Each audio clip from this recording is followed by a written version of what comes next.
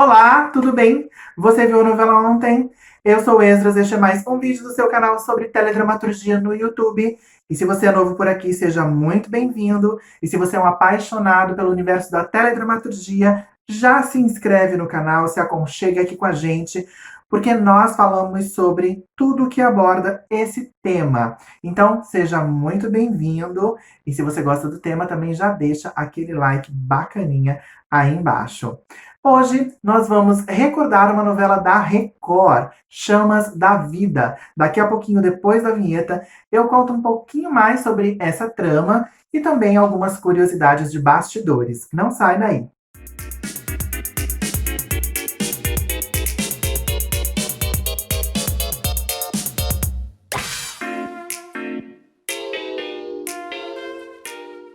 Escrita por Cristiane Friedman, com direção de Edgar Miranda e Irã Silveira, Chamas da Vida foi uma novela exibida em 253 capítulos pela Record TV, que estreou em 8 de julho de 2008 e terminou no dia 28 de abril de 2009, completando hoje 12 anos de sua estreia. A novela contava principalmente a história de amor entre Pedro e Carolina, que, obviamente, como toda boa novela, encontravam muitos obstáculos no meio do caminho para conseguir viver este amor. Pedro, vivido pelo Leonardo Brício, é um soldado bombeiro que, após a morte dos pais, assumiu sozinho a criação dos 3 irmãos. Vivi, feita pela Letícia Colim, Rafa, feito pelo João Vitor Oliveira, e Antônio, do ator Dado Dolabella. Esse último trabalhava na fábrica de sorvetes GG. E, às noites, o Antônio participava de uma gangue que praticava vandalismo ali pelo bairro onde ele morava, o que acabava complicando ainda mais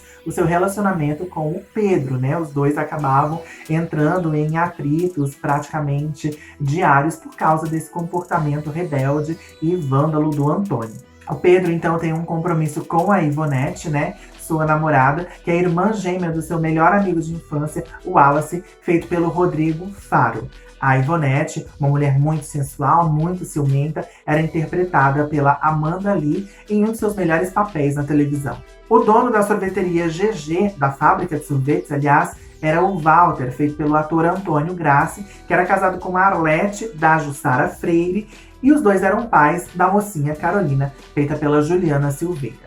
A Carolina gerenciava sua própria produtora de vídeo e namorava o Tomás, com quem estava prestes a se casar. Tomás era feito pelo Bruno Ferrari e era filho da Vilma, a grande vilã da história, interpretada pela Lucinha Lins. Prestes, então, a se casar com o Tomás, a Carolina não fazia a menor noção de que o interesse do Tomás era na fábrica do seu pai e não necessariamente nela, né? Isso porque a Vilma, ela tinha um plano para que após o casamento, o filho assumisse toda a empresa do Walter, já que o seu falecido marido era sócio do pai da Carolina enquanto estava vivo, mas o Walter, quando descobriu que estava sendo roubado pelo marido da Vilma, ele desfez a sociedade, ficando com todo o negócio para si.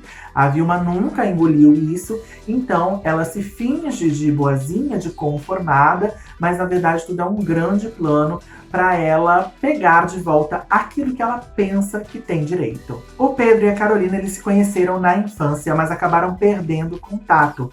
Quando eles se reencontram, acaba surgindo um encantamento entre os dois. Esse reencontro acontece em uma festa de confraternização da fábrica, e quando o Tomás percebe o clima ali entre o Pedro e a Carolina, imediatamente ele já fica morto de ciúmes. No dia dessa confraternização, o Antônio, ele provoca um incêndio na fábrica, e isso complica ainda mais a relação dele com o Pedro. A Carolina, que estava ali filmando tudo, ela volta, vai para dentro da fábrica para tentar ajudar em alguma coisa e acaba ficando encurralada ali dentro. O Pedro, então, se joga no fogaréu para salvar a Carolina, mas ali dentro está também o seu amigo Wallace, que já estava tentando conter o fogo e salvar vidas. E aí o Pedro, ele fica em dúvida se ele salva a própria vida e a da Carolina ou a vida do amigo de infância, o Wallace. O Wallace, então, diz para ele salvar a sua vida e a da Carolina e acaba morrendo nesse incêndio. Nisso, Pedro já sente que ficou ali com uma dívida eterna com a Ivonete, né, que é a sua namorada. Mesmo encantado com a Carolina, ele hesita bastante em terminar o relacionamento para viver esse novo amor, porque afinal de contas, ele se sentia um pouco culpado pelo fato de não ter conseguido salvar o Wallace, né? E aí ele acaba sendo corroído um tempo por essa culpa. Isso faz com que ele protele o término da sua relação com o término da sua relação com a Ivonete para iniciar uma outra relação então com a Carolina. Mas percebendo o interesse mútuo entre a Carolina e o Pedro, a Ivonete ela resolve tomar uma atitude e se alia ao Tomás com a intenção de separar os dois. Só que Tomás acaba se interessando pela Ivonete. E a Ivonete também acaba se encantando pelo Tomás, mas não quer admitir. Então os dois ficam fazendo um jogo, né? De que um não quer nada com o outro, se maltratando para não se entregar a essa nova paixão, porque a Ivonete está focada em reconquistar o Pedro. Mas no final das contas, os dois acabam cedendo a esse amor, né?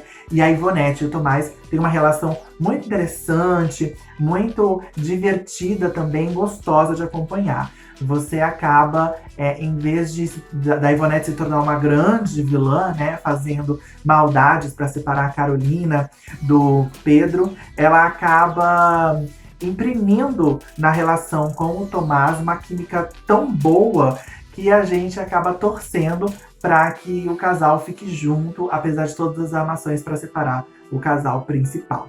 Essa novela da Cristiane Friedman foi um grande sucesso, para mim é uma das melhores novelas da Record. Tem algumas curiosidades interessantes que justificam o grande sucesso dessa trama lá em 2008, mesmo concorrendo com o grande sucesso A Favorita.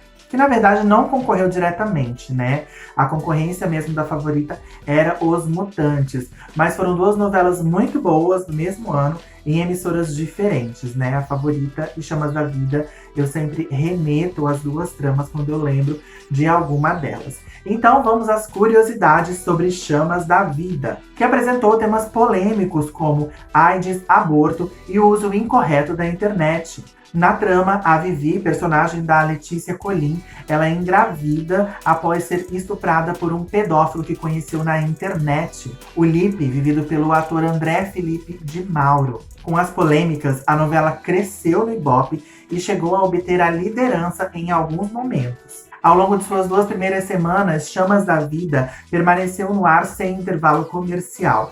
Então eram 40 minutos de um capítulo sem qualquer tipo de interrupção.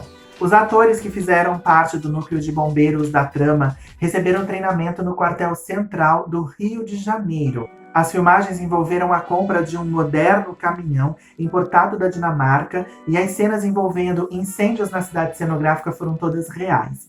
A emissora também obteve permissão para gravar 7 simulações de incêndio promovidas pelo Corpo de Bombeiro do Rio de Janeiro. Em um feito inédito na história da teledramaturgia brasileira, o capítulo exibido no dia 28 de 11 de 2008 foi interrompido em uma cena com a atriz Lucinha Lins para que ela se voltasse à câmera e fizesse um apelo junto aos telespectadores, pedindo solidariedade às vítimas de uma enchente que assolou o estado de Santa Catarina naquele mês daquele ano de 2008. A atriz Lu Grimaldi era acreditada na abertura da novela desde sua estreia, mas ela acabou sendo remanejada para Poder Paralelo, que seria a novela substituta de Chamas da Vida.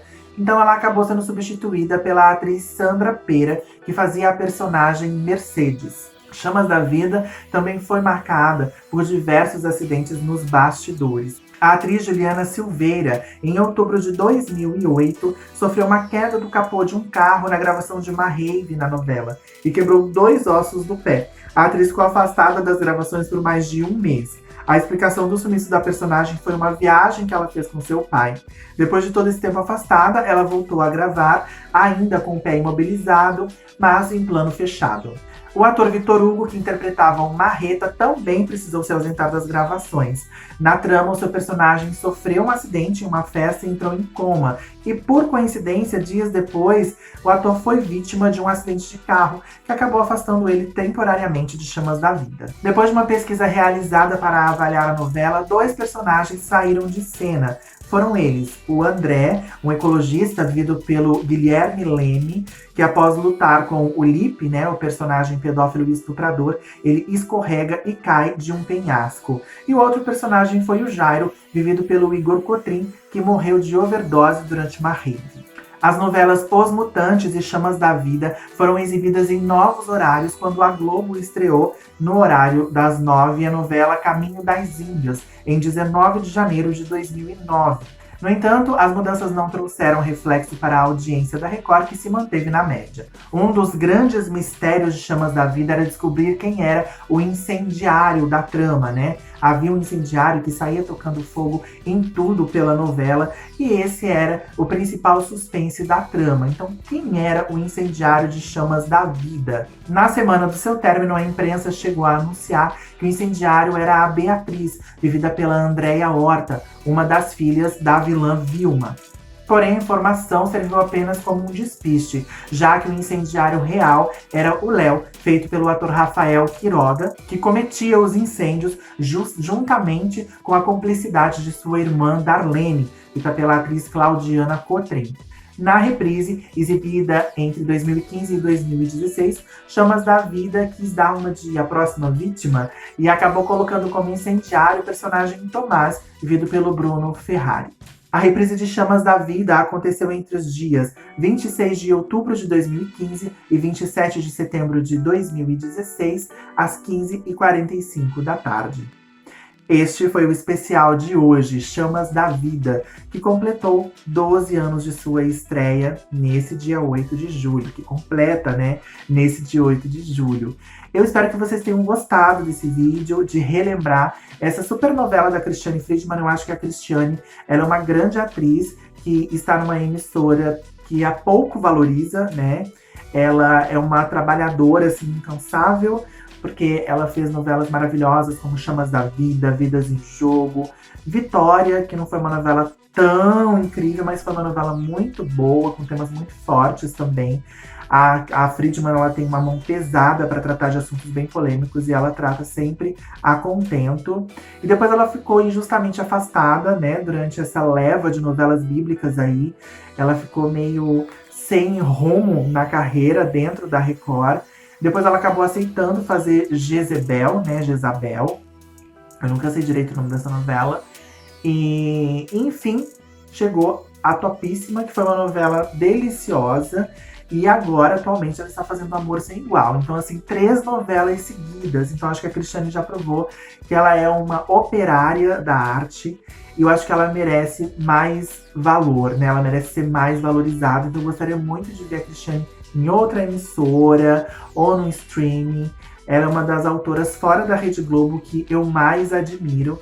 E Chamas da Vida é a novela dela que eu mais gosto, por isso eu trouxe aqui pro canal. Espero que vocês tenham gostado. A gente se vê então no próximo vídeo. Se você gostou desse, deixa seu like, se inscreve no canal se ainda não for inscrito, me segue nas redes sociais, compartilha o vídeo, o canal, tudo pra gente crescer. E até a próxima. Um beijo, tchau!